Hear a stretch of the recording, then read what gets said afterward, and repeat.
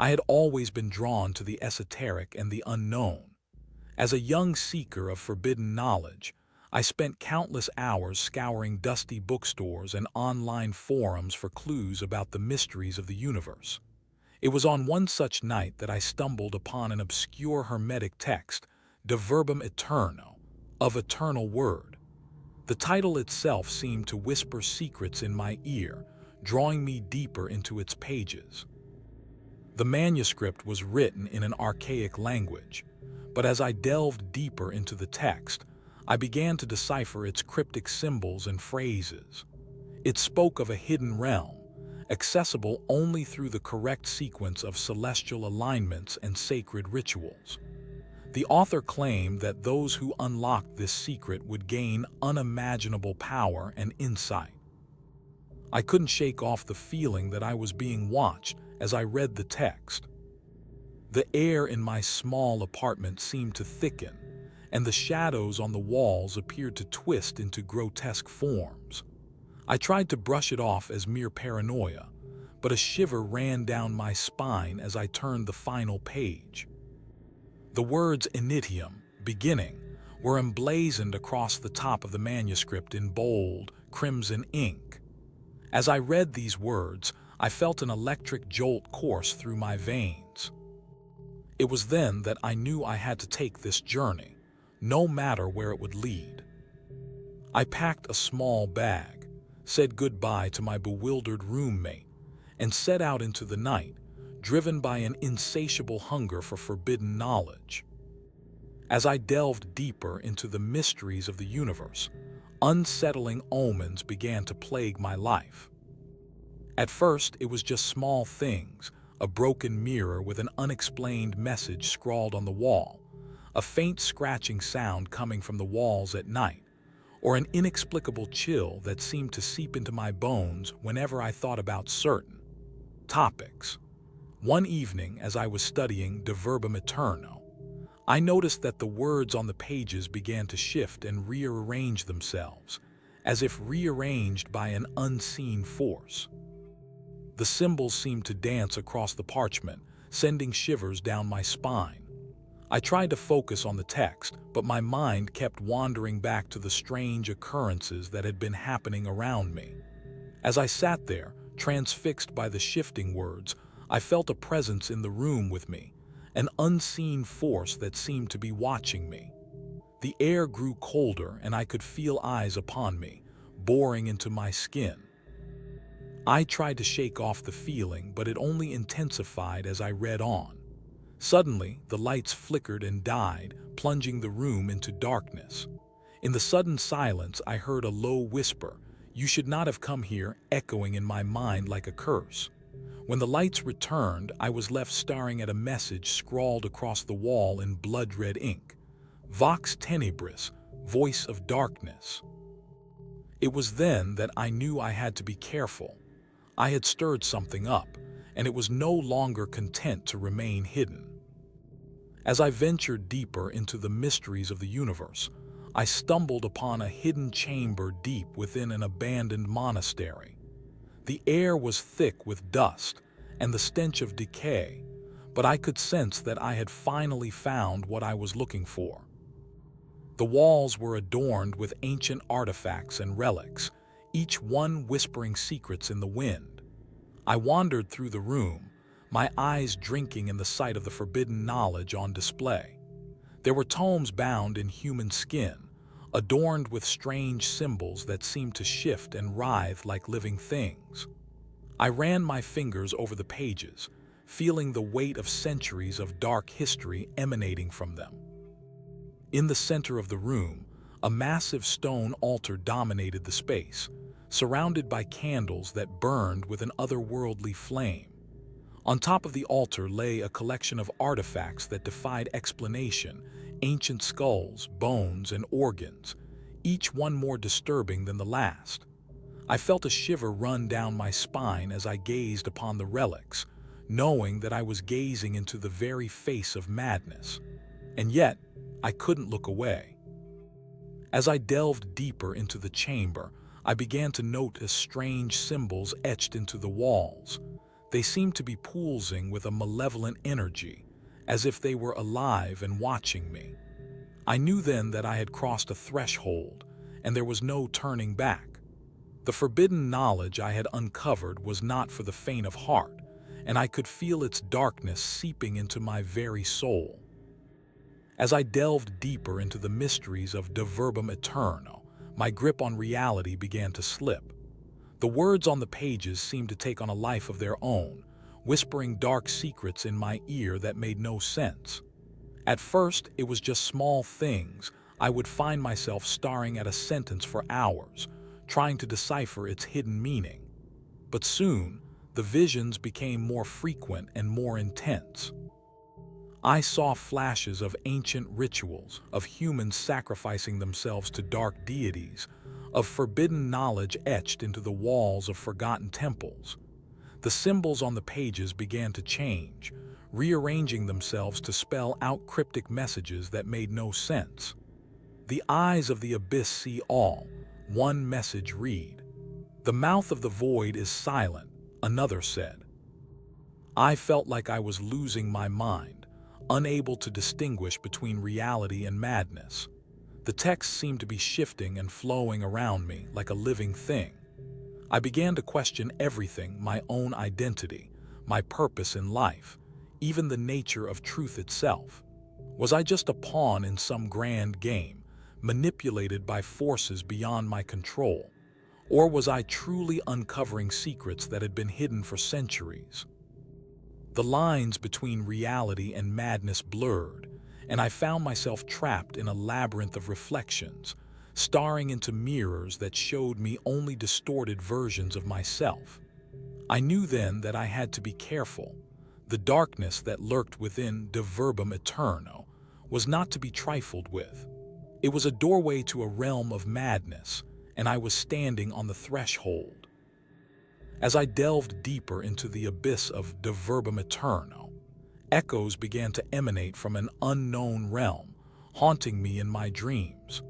I would find myself standing at the edge of a desolate landscape, surrounded by twisted trees that seemed to reach out like skeletal fingers. The air was heavy with an otherworldly presence, and I could feel the weight of unseen eyes upon me. In these moments, the text from De Verbum Aeterno would appear in my mind's eye, its words swirling around me like a maelstrom.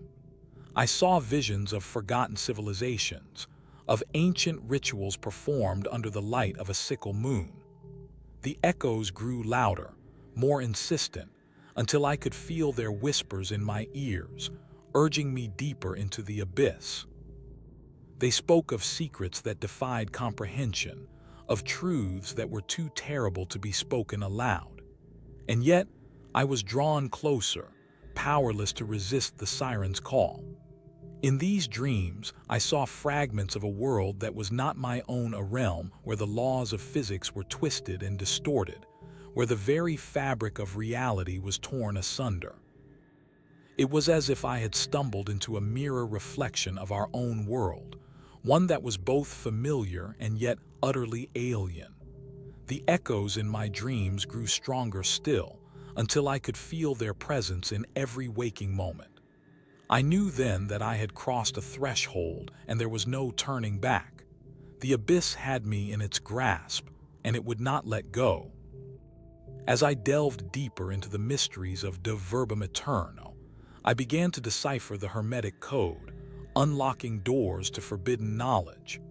The symbols and cryptograms that had once seemed like gibberish now revealed themselves to me, their meaning hidden in plain sight. I spent countless hours poring over ancient texts, seeking out forgotten manuscripts and obscure scrolls. The more I learned, the more I realized how little I knew.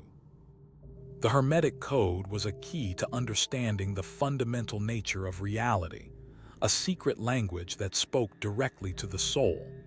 As I unlocked each new door, I felt myself being drawn into a world beyond the veil of sanity. The symbols on the pages began to rearrange themselves, revealing hidden patterns and codes that seemed to hold the very fabric of existence together. I saw visions of the universe in all its glory, stars and galaxies, planets and moons, all connected by an invisible web of energy and consciousness. The Hermetic Code was a map, leading me through the labyrinthine corridors of the human psyche. It spoke of the unity of all things, of the interconnectedness of every thought, word, and deed. As I deciphered each new symbol, I felt my own identity expanding, merging with the universe itself. I became one with the code, a thread in the intricate tapestry of existence. And yet, with each new revelation, I also felt myself being drawn further away from the world of men, into a realm where the laws of physics no longer applied. The Hermetic Code was a doorway to infinity, and I stood at its threshold, poised on the brink of the unknown.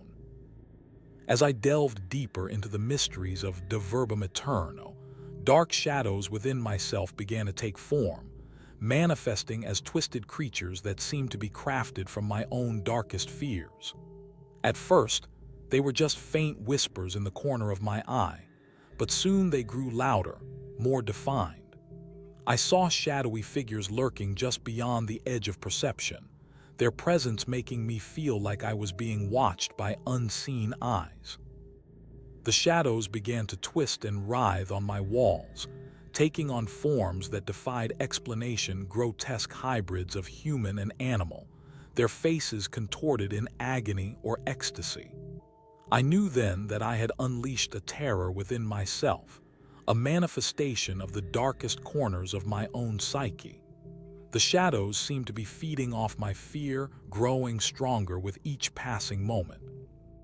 I felt like I was being consumed by them, my very soul being devoured by the abyss of my own mind. And yet, I couldn't look away. I was drawn to these twisted creations, fascinated by their grotesque beauty.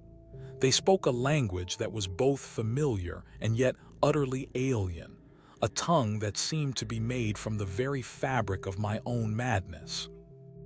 As I gazed deeper into their abyssal eyes, I felt myself being pulled under, into a realm where the laws of reality no longer applied. The shadows within me were a doorway to a world of unending terror, and I knew that I had to step through, no matter how much it might consume me. As I delved deeper into the mysteries of De Verbum Aeterno, I was initiated into a twisted ritual, a dark hermetic circle that seemed to be drawing me inexorably towards some ancient and malevolent power. The air was thick with the scent of incense and something else, something that I couldn't quite identify, a hint of decay, perhaps, or the tang of burned offerings. I felt like I was being led into a nightmare, one from which I might never awaken. The symbols on the walls seemed to pulse with a malevolent energy, as if they were alive and waiting for me to unlock some ancient secret. The participants in this twisted rite seemed to be mere puppets, their eyes glazed over with a trance-like state that made it impossible to read their expressions. I knew then that I was part of something much larger than myself, something that had been hidden for centuries, waiting for the right moment to unleash its full fury upon the world. As we gathered around the altar, I felt a sense of dread building inside me, as if I was standing on the precipice of some abyssal void. The incantations began, low and hypnotic, drawing me deeper into the heart of the ritual. I felt myself becoming one with the darkness, my very soul being consumed by the void that lurked beyond the edge of reality. And then, in an instant, everything went black. When I came to, I was alone, lying on a cold stone floor, my head pounding with a dull ache. The room was silent, the only sound the soft rustling of incense in the breeze. But I knew that something had changed within me, something that could never be undone.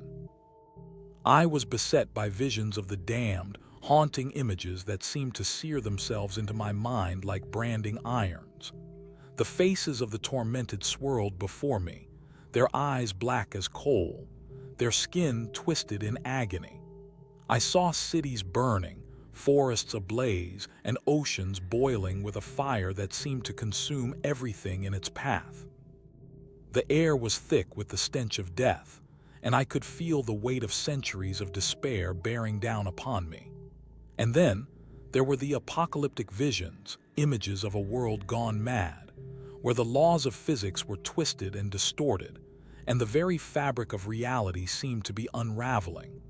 I saw mountains shattering, oceans bursting forth from the earth, and skies raining down fire and brimstone. I knew then that I was being shown the darkness that lurked at the heart of all things, a void that seemed to be waiting for me, like an open door, inviting me to step across into its abyssal depths. The visions haunted me, their vivid colors and twisted shapes seared into my mind like scars. I felt like I was walking through a waking nightmare, with no escape from the horrors that lurked around every corner. Every step seemed to lead me deeper into the heart of madness, where the very boundaries between reality and fantasy began to blur and fade away. The visions were a harbinger of something terrible, something that threatened to consume us all. I knew then that I had to find a way to stop them, to somehow quench the darkness that seemed to be growing by the minute. But how? The answer eluded me, lost in the swirling vortex of my own mind. As I delved deeper into the mysteries of De Verbum Aeterno, my grip on reality further faltered. The visions of the damned and apocalyptic nightmares continued to haunt me, their vivid colors and twisted shapes seared into my mind like scars. Every step felt like a journey into the heart of madness, with no escape from the horrors that lurked around every corner. I began to question what was real and what was just a product of my own fevered imagination. The world around me seemed to distort and twist, like a funhouse mirror reflecting the darkest aspects of my own psyche.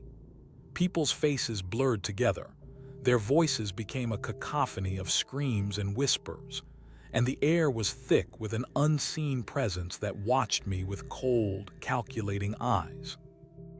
I felt like I was living in a waking dream, where nothing made sense and everything was just a fleeting illusion. My thoughts grew increasingly disjointed, my mind fragmenting into 1,000 different shards of insanity.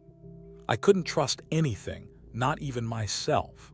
The line between reality and fantasy blurred until it became impossible to distinguish one from the other. And yet, despite the chaos that raged within me, I knew that I had to keep pushing forward. For what else could I do?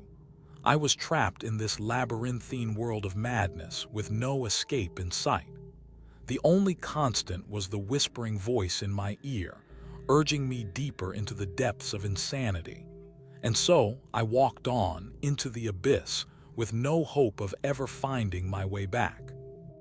As I stood at the crossroads of my own sanity, I was confronted with an otherworldly presence that seemed to emanate from the very fabric of reality.